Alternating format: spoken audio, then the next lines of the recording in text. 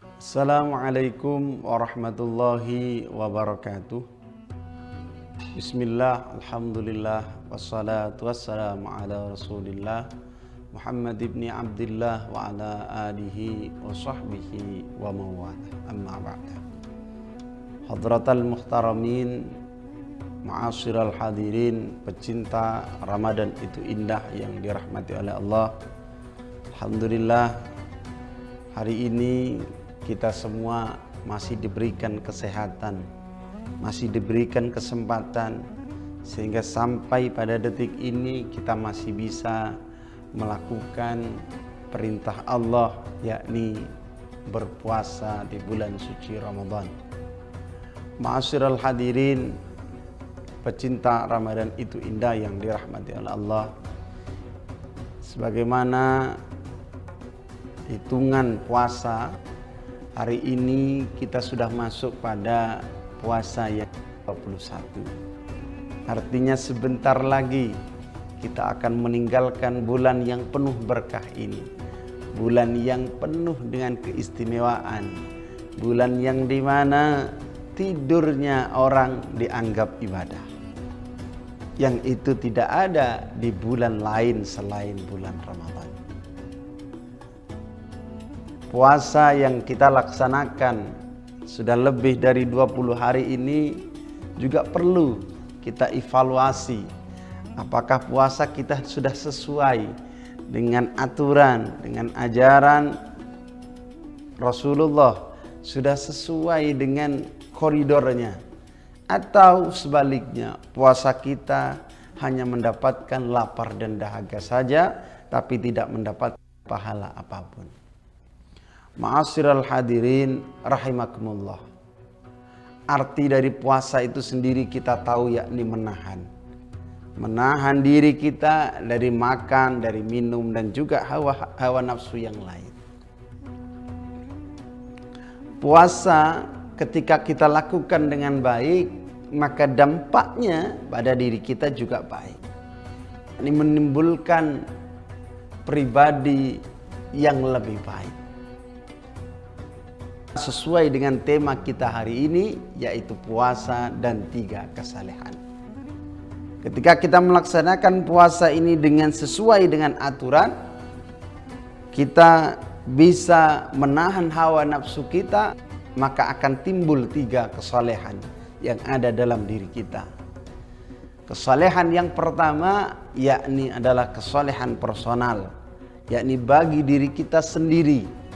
Dampaknya, dampak baiknya, dampak positifnya bagi diri kita sendiri.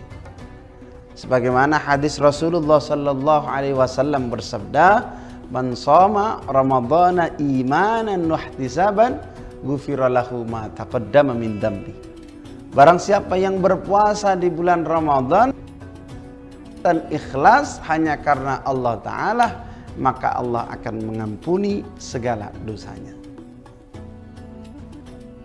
Itu adalah dampak positif yang pertama bagi diri kita sendiri. Ketika puasa, kita bisa menahan diri kita, belajar bersabar, belajar menahan dari perilaku-perilaku yang dilarang. Kemudian ketika kita berpuasa, masuk di bulan Ramadan, ini juga lingkungan atau dampak yang sangat baik, yaitu untuk memperbaiki kualitas keimanan kita. Sebagaimana kita tahu dari awal bulan Ramadan banyak hal positif yang kita lakukan. Salah satunya adalah kita sholat tarawih, yang dimana kita tahu keistimewaan sholat tarawih itu ketika kita laksanakan dengan berjamaah sampai akhir, maka dinilai sebagaimana kita sholat qiyamul lail. Kemudian yang kedua, kita melaksanakan tadarus Al-Quran, yang biasanya di bulan-bulan lain kita jarang belajar atau membaca Al-Quran dengan istiqomah.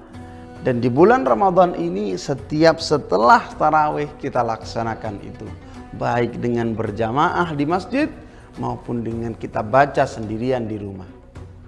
Ini adalah bentuk peningkatan kualitas keimanan, ketakwaan kita kepada Allah Subhanahu wa taala.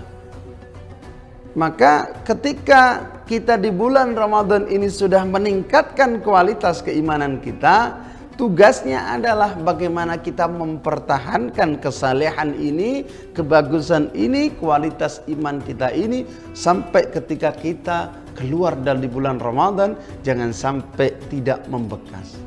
Artinya istiqomah ini harus tetap kita jaga. Kemudian kita lakukan juga sahur.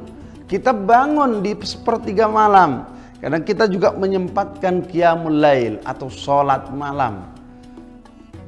Ini peningkatan kualitas iman kita, ketakwaan kita secara personal.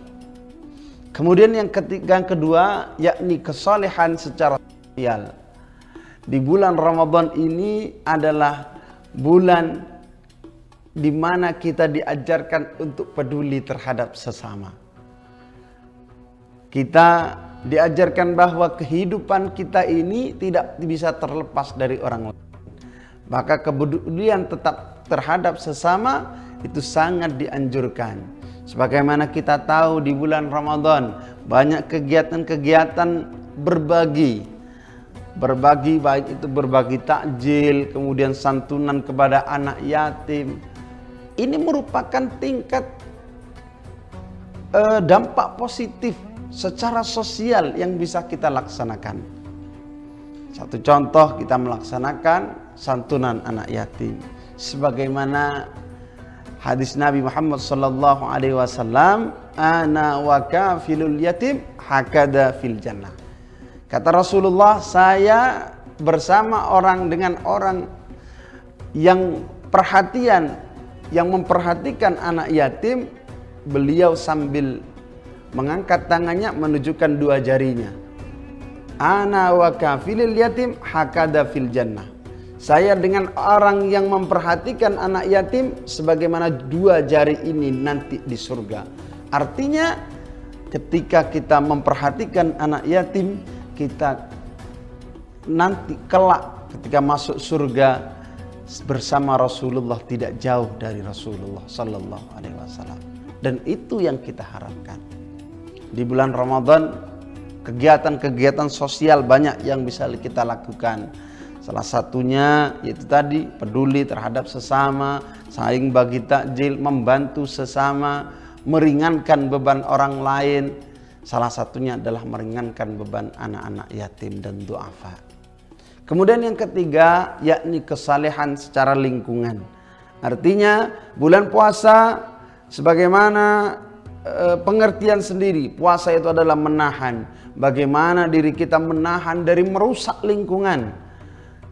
Di bulan Ramadan ini kita diajarkan untuk sabar, untuk bagaimana menahan emosi, menahan hawa nafsu, jangan sampai merusak lingkungan kita. Ya.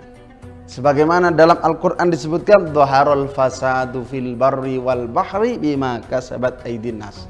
Telah tampak kerusakan di bumi ini, baik di daratan maupun di lautan, itu semata-mata karena memang ulah tangan manusia itu sendiri. Ketika kita lihat di lingkungan kita banyak bencana, banyak musibah, itu sebenarnya menjadi evaluasi dari diri kita. Apa yang sudah kita lakukan terhadap lingkungan kita. Satu contoh, ada longsor. Mungkin kita pernah menebang pohon dengan liar sehingga terjadi longsor. Kemudian ada banjir. Mungkin kita setiap harinya terbiasa membuang sampah sembarangan sehingga aliran di sungai tersumbat karena sampah kita. Ini semata-mata kerusakan yang terlihat pada dunia di lingkungan kita ini semata-mata sebenarnya yaitu kesalahan atau ulah dari tangan manusia itu sendiri. Maka di bulan Ramadan ini adalah ajangnya bagaimana kita memperbaiki kesalehan yang ada pada diri kita. Baik kesalehan secara personal, kemudian kesalehan secara sosial, bagaimana kita saling berbagi, kemudian yang terakhir bagaimana kita bisa menjaga lingkungan kita ini dengan baik. Mungkin cukup itu saja dari saya, kurang lebihnya mohon maaf. Allahul muwaffiq ila aqwamit thoriq. Wassalamualaikum warahmatullahi wabarakatuh.